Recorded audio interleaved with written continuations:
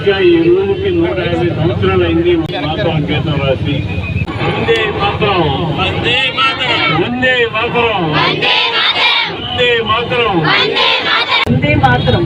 ఈ పేరు వింటేనే ప్రతి భారతీయుని నరనరాల దేశభక్తి ఉప్పొంగుతుంది. మీరందరూ గుర్తు పెట్టుకోవాల్సింది ఏంటంటే మన అందరం కూడా ఎంతో మంది కొన్ని వందలు వేలు మంది ప్రాణాలు అర్పించి వారి ఆస్తులు త్యాగం చేస్తే మనకు సిద్ధించిన స్వాతంత్రం వారందరికీ